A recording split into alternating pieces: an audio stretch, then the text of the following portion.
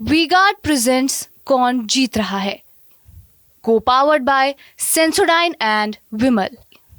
बोलो जुबां केसरी। लोकसभा चुनाव के 5वें चरण का चुनाव प्रचार थम गया है। यूपी की 14 सीटों पर 20 मई को मतदान होना है, लेकिन सबसे ज्यादा नजर लोगों की रायबरेली और अमेठी सीट पर है। इन दो सीटों से जमीनी रिपोर्ट लेकर लौटे हैं हमारे संवाददाता पंकज चतुर्वेदी, और इन्हीं से जानना है कि हम कोशिश करेंगे कि आखिर ग्राउंड पर चल क्या रहा है। तो हमारे साथ पंकज जी हैं। पंकज जी, आप रायबरेली और अमेठी का दौरा करके आए हैं, तो वहां पर आपको क्या दिखा? देखिए, अमेठी रायबरेली की शुरुआती दौर में परिस्थितियां अलग थीं। जब चुनाव शुरू हुआ था, कांग्रेस कैंडिडेट उम्मीदवार नहीं उतारा, काफ़ी माथापच्ची चली, कौन चुनाव लड़ेगा, कहाँ तक सस्पेंस बना हुआ था। लेकिन गांधी परिवार ने कांग्रेस ने जैसे ही उम्मीदवार का ऐलान किया कि रायबरेली से राहुल गांधी और अमेठी से किशोरीलाल शर्मा लड़ेंगे, तब भी ये माना जा रहा था कि लड़ाई कमज़ोर है। लेकिन जैसे जैसे मतदान की तिथि नज़दीक नज़दीक आती चली गई, 20 मई को मतदान है, वैसे वैसे चुनाव चढ़ता चला गया और कांग्रेस ने पूरी ताकत लगा दी। हमें लगता है जो पिछला चुनाव 2019 का अमेठी या कांग्रेस रायबरेली जीती और अमेठी हारी, जितनी मेहनत की थी उससे कई गुना इस बार उसने मेहनत की। और लड़ाई की स्थिति ये है कि हर लोगों का ध्यान कांग्रेस के उम्मीदवार की तरफ गया। सोनिया गांधी आई, उन्होंने एक इमोशनल भाषण दिया कि अब मैं अपने बेटे राहुल गांधी को आप लोगों को सौंप रही हूँ। जैसे मैं आप लोगों के साथ थी, राहुल भी रहेगा, राहुल से कोई शिकायत नहीं होगी। और राहुल ने भी कहा कि जो माँ ने कहा है, कोई शिकायत का अवसर नहीं आएगा। एक तो इमोशनल कार्ड था ही। इसके अलावा लगातार प्रियंका गांधी, आपने देखा होगा, 6 मई से अमेठी और रायबरेली में जुटी हुई हैं। डेली उनकी करीब 12 से 15 नुक्कड़ सभाएं, जनसभाएं या रोड पे संपर्क अभियान हो रहा है। तो एक तरीके से लोगों को कनेक्ट किया है। हम बात सबसे पहले करते हैं रायबरेली की, जहां से सोनिया गांधी सांसद थी और राज्यसभा चली गई। सीट पे राहुल गांधी लड़ रहे हैं और उनके उत्तराधिकारी के रूप में राहुल गांधी चुनावी मैदान में है। तो रायबरेली में भारतीय जनता पार्टी ने घेरने की पूरी कोशिश की। पिछला चुनाव दिनेश प्रताप सिंह, जो पहले कांग्रेस में ही थे, गांधी परिवार के करीबी थे, 19 में सोनिया गांधी से हार गए। इस बार भी उन्हीं को उम्मीदवार बनाया गया। चर्चा ये थी मनोज पांडे को लाया जाएगा, जो राज्यसभा में वोटिंग किया था भारतीय जनता पार्टी के सपा के बागी हैं, जो बागी हैं, बीजेपी में शामिल हो गए। बीजेपी में कल अमित शाह के मंच पे बाकायदा शामिल हुए, क्योंकि अमित शाह जब नामांकन कराने पिछले दिनों आए थे, तब वो उनके घर भी गए थे और दिनेश प्रताप सिंह ने इस बात को लेकर के अमित शाह से चर्चा की थी कि मनोज पांडे अगर आएंगे तो स्थिति बेहतर होगी, क्योंकि ऊंचाहार से वो विधायक हैं और कई बार से विधायक हैं। वहाँ कई सारे विरोध, कई सारे फैक्टर है, उसके बावजूद वो जीतते चले आ रहे हैं। लेकिन मनोज पांडे तो आ गए, लेकिन कांग्रेस के कई ऐसे और नेता हैं जो रायबरेली दिनेश प्रताप सिंह से उनके संबंध नहीं है। आदित्य सिंह पूरे चुनाव से दूरी बना ली, हालांकि अमित शाह के मंच पे आई। कल आपने देखा होगा अम्बेडकर नगर रितेश पांडे का प्रचार करते नजर आई। उन्होंने बाकायदा ट्वीट किया कि वसूलों के साथ कोई समझौता नहीं, अपने पिता अखिलेश प्रताप सिंह की फोटो लगा करके। दिनेश प्रताप सिंह जो बीजेपी के कैंडिडेट हैं, उनकी अदावत तो वहां सबसे चर्चा में रही, अखिलेश सिंह से भी और मनोज पांडे से भी। लेकिन क्या ये सब अदावत को भुलाकर एक मंच पर आ रहे हैं? फिलहाल तो अमित शाह के मंच पर आए थे, लेकिन असल में एक मंच पर आ रहे हैं या नहीं, आपको क्या लगा?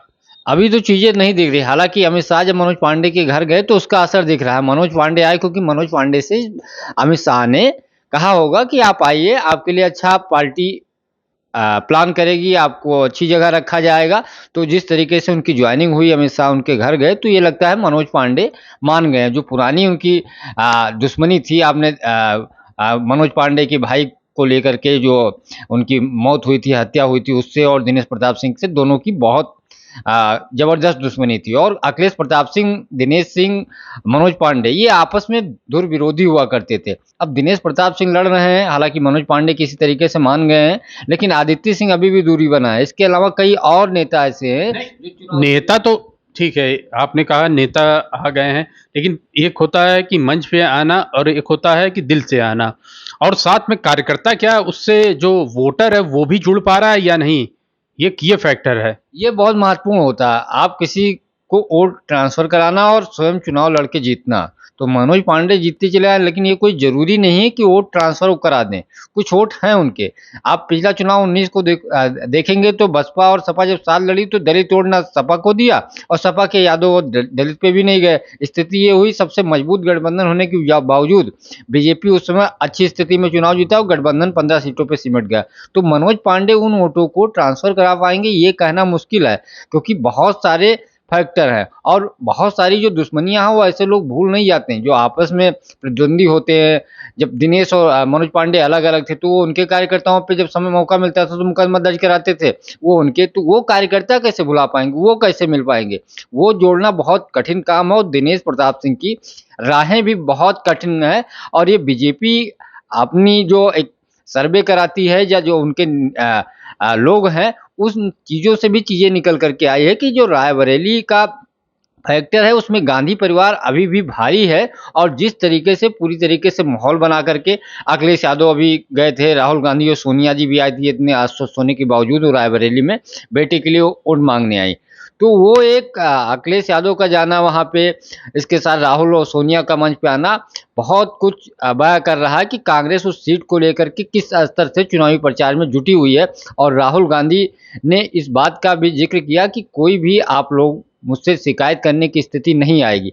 तो रायबरेली में जो फैक्टर है या जो छोटे तबके के या बड़े तबके के जो भी नेता हैं सबको जोड़ने की कोशिश हो रही है।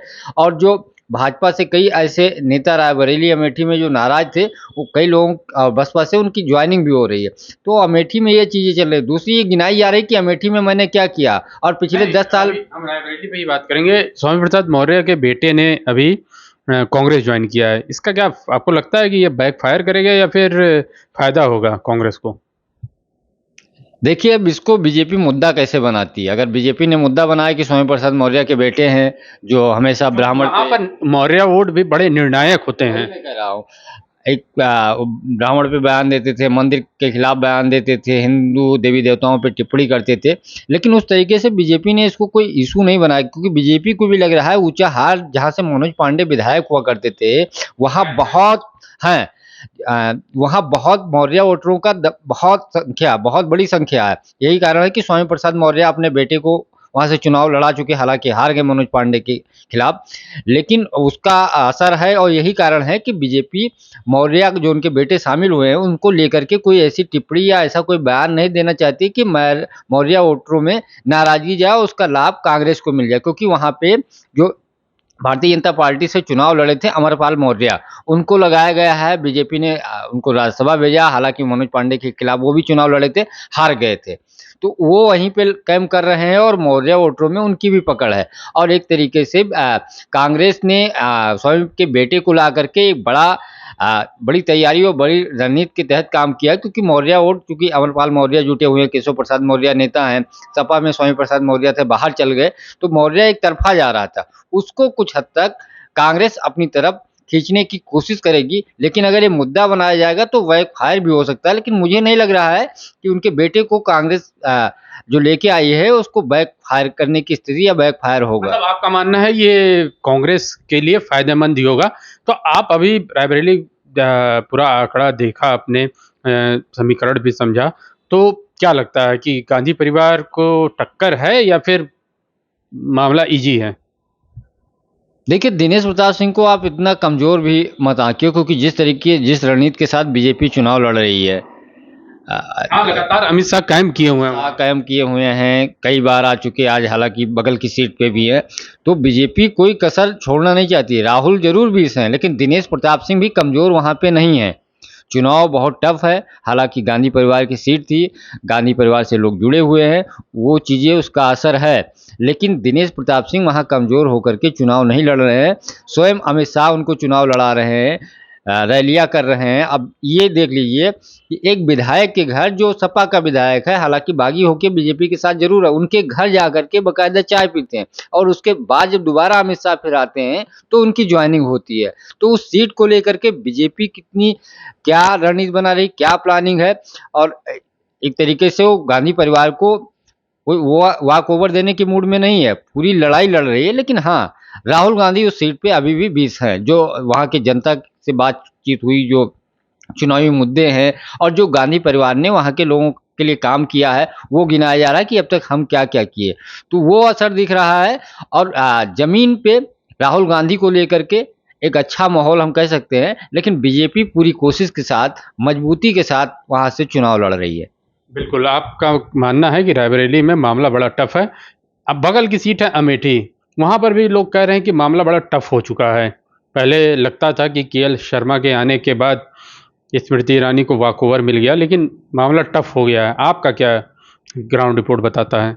शुरुआती दौर में जो आप कह रहे हैं यही स्थिति थी कि राहुल गांधी स्मृति ईरानी लगातार बोल भी रही थी कि नौकर उनका निजी सचिव चुनाव मैदान में आए, लेकिन जैसे-जैसे चुनाव नज़दीक नज़दीक आता चला गया और कांग्रेस ने जिस तरीके से प्रचार किया, प्रियंका गांधी कैंप कर रही हैं, तो और दूसरा केएल शर्मा ज़रूर उनके निजी सचिव रहे हों या मैनेजमेंट देखते रहे हों, लेकिन वहाँ के लोगों से वो कनेक्ट थे, लोगों की मदद करते थे और वहाँ हर एक लोगों से उनके संबंध बन गए, क्योंकि चाहे वो ग्राम प्रधान हो या सदस्य हो जिला पंचायत का या कांग्रेस का कार्यकर्ता हो या किसी भी दल का, इतना गांधी परिवार ने लोगों की मदद की क्योंकि वो जो मदद होती थी केएल शर्मा के जरिए होती थी। तो केएल शर्मा का हर ग्राम पंचायत में कह सकते हैं या न्याय पंचायत में अच्छा होल्ड है, लोगों जानकारी है कि कौन ऐसे लोग हैं संभ्रांत या कौन ऐसे व्यक्ति हैं जिनके पास वोट है या जिनका समाज में असर है, उन सबको वो पकड़ रहे हैं। और स्थिति ये है कि आज की डेट में केएल शर्मा और स्मृति ईरानी की बराबर की लड़ाई आके खड़ी हो गई है और यही नतीजा है कि लगातार केएल शर्मा ग्राउंड पे लोगों से मुलाकात कर रहे हैं, जा रहे हैं और प्रियंका गांधी लगातार वहाँ कार्यक्रम कर रही हैं। केएल शर्मा का प्रचार करने राहुल गांधी आए, बाकायदा गले लगाया और उन्होंने इस बात को भी कहा कि वो 40 साल से जुड़े हुए हैं और यहाँ का वो बाकायदा पूरा चुनाव देखते थे। तो ये दर्शा दिया कि केएल शर्मा जरूर गांधी परिवार से बाहर हैं, लेकिन गांधी परिवार उनको गांधी परिवार का परिवार ही मानती है। यही कारण है कि प्रियंका गांधी, राहुल गांधी लगातार केएल शर्मा को लेकर के केएल शर्मा का प्रचार अभियान किया और आज भी प्रियंका गांधी अमेठी में रोड शो करने जा रही हैं। तो तो खत्म हो गया। मतलब आज होना था, आज शाम को 5 बजे चूँकि खत्म हो रहा है। तो अमेठी को लेकर के कांग्रेस पूरी तरीके से डट के स्मृति ईरानी का मुकाबला कर रही है, लेकिन स्मृति ईरानी अपने काम गिना रही हैं कि प्रधानमंत्री आवास कितना मिला, लोगों को पेंशन कितनी मिली, लोगों को शौचालय कितना मिला, मतलब जो भी भारत सरकार या उत्तर प्रदेश सरकार का काम हो गिना रहे। गांधी परिवार गिना रहा है कि 10 साल में कुछ नहीं हुआ और लगातार इससे पहले जो काम हुए, चाहे वो कॉलेज हों या फैक्ट्रियां हों जो लगी, उसको गिनाया जा रहा है। राहुल गांधी फूड पार्क की बात कर रहे हैं कि फूड पार्क हम लाने वाले थे, लेकिन इन्होंने लाने नहीं दिया। एक मेरा आपसे ये सवाल है अमेठी को लेकर, अमेठी में सपा के जितने विभागी हैं वो बीजेपी के साथ मिल गए हैं, चाहे वो राकेश प्रताप सिंह हो या फिर महाराजी देवी जो गायत्री प्रजापति की पत्नी हैं और वहाँ से विधायक भी हैं। तो इसका क्या फैक्टर आपको लग रहा है कि बीजेपी को इससे फायदा हो रहा है या फिर अखिलेश की रैली के बाद जो सपा का कोर वोटर था वो कांग्रेस में शिफ्ट हो रहा है? एक तो अखिलेश यादव ने रैली में बाकायदा उन्होंने गद्दारों का जिक्र करते हुए कहा कि एक अभी जल्दी गया है, नई गाड़ी से घूम रहा है, एक मेरे पीछे बैठता था वो भग गया। यानी मनोज पांडे, राकेश प्रताप सिंह का उन्होंने इशारों में जिक्र कर दिया, नाम नहीं लिया।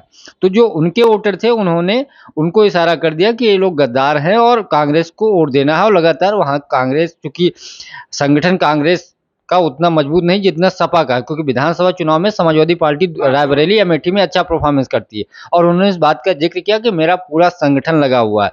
जहाँ तक बात राकेश प्रताप सिंह और जो गायत्री की पत्नी है जो विधायक हैं उनका आपने जिक्र किया, तो ये दोनों इससे पहले के चुनाव में गायत्री जेल में तब भी थे और राकेश प्रताप सिंह खुल करके तो नहीं सपोर्ट किए, लेकिन प्रजापति का बात बार बार जिक्र आ रहा था कि वो स्मृति ईरानी की मदद कर रहे हैं और राकेश प्रताप सिंह भी पिछले चुनाव में मदद किए थे। हाँ, इस बार खुल के आ रहे हैं, थोड़ी बहुत और हो सकती है उनको सहायता मिल जाए, लेकिन ज़्यादा उम्मीद नहीं, क्योंकि इससे पहले वो लोग मदद किए हैं और तभी स्मृति ईरानी 50,000 जो वोट 50,000 के आसपास से जो चुनाव जीती हैं वो उसी का नतीजा है कि समाजवादी पार्टी के इन दोनों विधायकों ने आंतरिक रूप से स्मृति ईरानी का मदद किया था।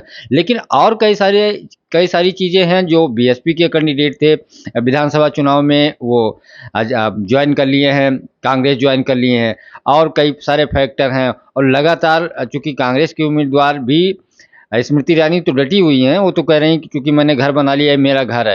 लेकिन केएल शर्मा भी पूरी तरीके से जुटे हुए हैं। कांग्रेस के देश भर के बड़े नेताओं को बुलाया गया, गहलोत साहब कैंप कर रहे हैं, डी.के. सुकुमार आए, इसके अलावा और कई सारे जो उनके ताकतवर या मैनेजमेंट जो माहिर हैं मैनेजमेंट में, उनको बुलाया गया कि कैसे मैनेजमेंट हर बूथ पे या क्या प्लानिंग किया जाए कि मिसमैनेजमेंट की वजह से जो पिछला चुनाव कहा जा रहा है कि मिसमैनेजमेंट की वजह से हारे, तो स्थिति ना हो। तो उसको लेकर के कांग्रेस सतर्क है और पूरी आक्रामकता के साथ, पूरी रणनीति के साथ स्मृति ईरानी को घेरने की कोशिश अमेठी में कर रही है और ये दिख भी रहा है।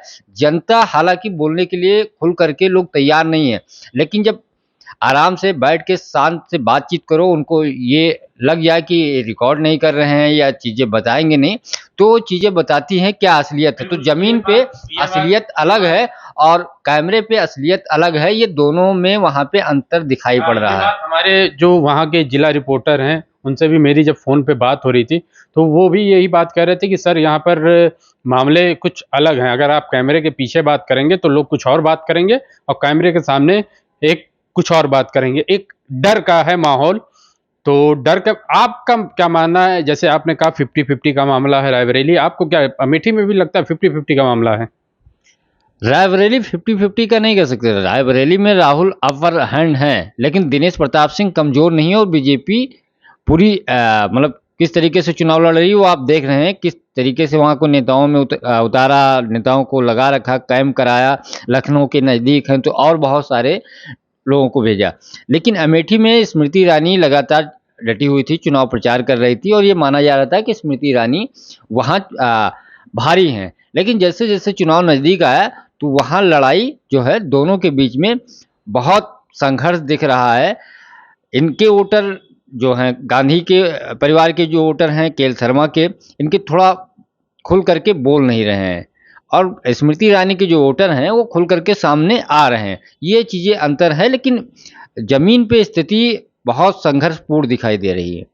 तो ये थे पंकज जी जो ग्राउंड पर पूरी सियासत को समझ कर आए हैं रायबरेली और अमेठी की। तो नतीजे 4 जून को आएंगे तो उसी में पता चलेगा कि असल में गांधी परिवार अपने किलों को बचा पाता है या नहीं। विशाल कसौदन, टीवी 9 लखनऊ। वी-गार्ड प्रेजेंट्स कौन जीत रहा है, को पावर्ड बाय सेंसोडाइन एंड विमल। बोलो जुबां केसरी।